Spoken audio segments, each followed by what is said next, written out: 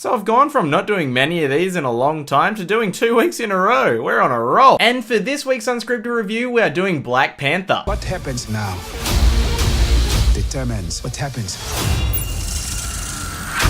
to the rest of the world.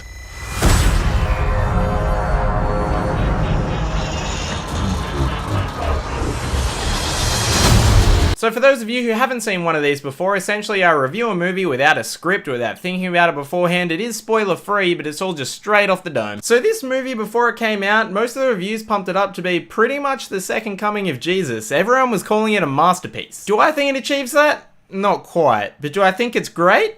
Absolutely. Black Panther is essentially T'Challa, who is the Black Panther, facing the aftermath of his father's death and becoming the king of Wakanda. And with that, obviously comes a few challenges and maybe one or two people who don't really want him on the throne. That's pretty much the only synopsis I could give you without really spoiling anything, and it's also pretty much what's in the trailer. So while Black Panther is a great movie, it really isn't without its flaws. It isn't a perfect movie, and I thought I'd focus on the few small flaws first. And the one that stood out to me the most was the special effects and the CGI. At some points it was really noticeably bad. There was one scene specifically that it looked incredibly bad, but it seemed like it was set up to be shot for a 3D scene. It seemed like something that would look awesome in that kind of context, but I watched it in 2D because I really don't like watching 3D movies, and it looked really poor. Like some of the worst CG in a Marvel movie in a few years. Aside from that, one of my only other complaints, which isn't really a bad point of the movie, is just something I personally didn't like, and that was T'Challa's little sister, who plays a kind of big role in the movie, and she bothered me a lot when she was in it, but she's not objectively bad, and she acts her role really well. It was just a kind of character that got on my nerves a little bit, but I feel like the majority of audiences will really like her. One other small complaint that I have, which is really only a small one, is T'Challa's character itself. I felt at times he could be maybe a little bit bland or predictable and a little one-dimensional, but that was only at times. For the most part, I really liked him, and especially Chadwick Boseman as T'Challa. Chadwick Boseman put in a really good performance, and boy could he nail that Nigerian accent. You wouldn't even know that he normally speaks with an American accent if this is your first time seeing him in a movie. I watched some interviews with him later about the movie. I was just like, God, it's almost like a totally different person. So his performance was great, and second only to one other person who was the performance of the movie for me. Michael B. Jordan put in an awesome performance for this movie and continues his track record of being great. And his character to me was one of the strongest Marvel villains that we've gotten in a long time. His motivation was relatable, Michael B. Jordan's performance was really believable. It seemed like they put a lot of effort into writing depth for this character. He wasn't just your typical villain who was thinking, I'm gonna ruin everything for the sake of ruining everything, and that is kind of a weakness that Marvel movies have almost always had. So I really enjoyed the focus of making this guy a good character. In the end, you're not really questioning who you're rooting for, but you kind of want both of them to win what they're trying to achieve, which I really liked being torn that way. That's not something Marvel has done since Civil War. So those are the acting performances that really stood out to me, but one of the other things that stood out to me was fight choreography, for better or worse. Some of the fights really fell flat, there wasn't much to them, they were just kind of there, but then there was one character, whenever she was on screen fighting, it was just awesome, blew me away. And that was whenever Danai Gurira was on screen. She also plays Michonne from The Walking Dead. She plays this kind of warrior character, the head of Wakanda's main female warrior tribe. And the things she can do with a spear, god damn. There's one key part that she does that I really want to talk about, but it's best left for you to see it in the movie rather than me spoil it for you, but she just does some cool shit. The plot for this movie, while for the most part it is predictable, it still is intriguing. There's a lot of political stuff going on that's very interesting, and I feel like one other thing that serves the plot a lot